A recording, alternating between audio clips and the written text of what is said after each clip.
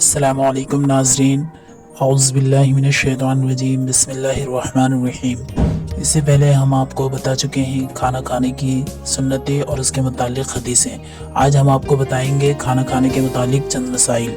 کیونکہ کھانا کھانا انسانی حیات کی ضرورت ہے۔ بعض صورتوں میں کھانا کھانا فرض بھی ہو جاتا ہے اور اس وقت کھانا کھانے سے انسان کو ثواب بھی حاصل ہوتا ہے اور نہ کھانے پر عذاب بھی ملتا ہے، اور وہ صورت یہ ہے کہ بھوک کا اتنا غلبہ ہو کہ اگر نہ کھائے گا تو مر جائے گا، تو اتنا کھانا کھا لینا فرض ہے جس سے انسان کی جان بچ جائے، اور اگر اس صورت میں بھی نہ کھایا اور مر گیا تو گنہگار ہوگا۔ اتنا کھا لینا کہ کھڑے ہو کر نماز پڑھنے کی طاقت آ جائے اور روزہ رکھ سکے، یعنی کہ نہ کھانے سے کمزور ہو جائے گا کہ کھڑے ہو کر نماز تک نہیں پڑھ سکے گا اور روزہ تک نہیں رکھ سکے گا، تو اس مقدار سے کھا لینا ضروری ہے اور اس کے کھانے سے ثواب بھی حاصل ہوتا ہے۔ مسئلہ اضطرار کی حالت میں، یعنی کہ انسان کو جب جان جانے کا اندیشہ ہو، جان جانے کا خوف ہو، اگر حلال چیز کھانے کو نہیں ملتی ہے تو حرام چیز یا مردار کا گوشت یا دوسری چیز اللہ اکبر کھا کر اپنی جان بچا سکتا ہے، اور ان چیزوں کے کھا لینے پر اس صورت میں اس پر کوئی مواخذہ نہیں ہوگا، ہاں البتہ توبہ کرے اور اپنے گناہوں کی معافی مانگے۔ اسی طرح اگر کسی کو پیاس سے ہلاک ہونے کا اندیشہ ہے اور اتنا خوف ہے کہ اگر نہ پیے گا پانی تو مر جائے گا، اور اس کو اس وقت کوئی چیز مہیا بھی نہیں ہے پینے کی، تو اپنے آپ کو ہلاکت سے بچانا اس پر فرض ہوتا ہے۔ مثلا اب پانی اس کے پاس تو موجود نہیں ہے اور شراب موجود ہے اور معلوم ہے کہ اس کے پی لینے سے جان بچ جائے گی، تو اتنی سی پی لینا جائز ہے کہ جان بچ جائے، اتنی مقدار میں شریعت اسلامیہ نے جائز قرار دیا ہے۔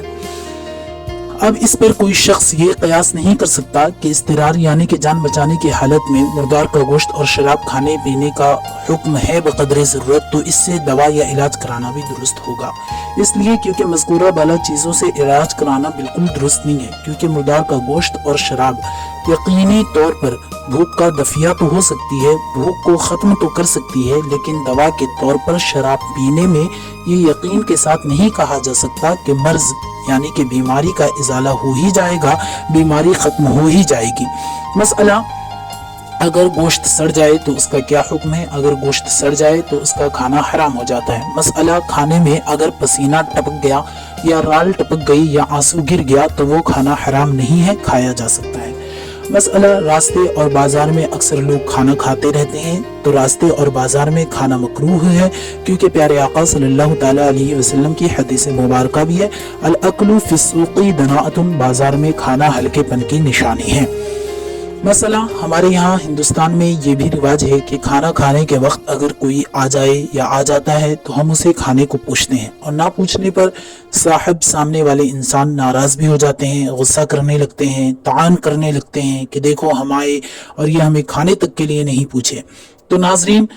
ایسی حال میں کسی مسلمان کو کھانے کے لیے پوچھنا تو بہت اچھی بات ہے، مگر بلانے والے کو بھی چاہیے کہ یہ پوچھنا محض نمائش اور دکھاوے کے لیے نہ ہو، بلکہ دل سے پوچھے اور اس کے پاس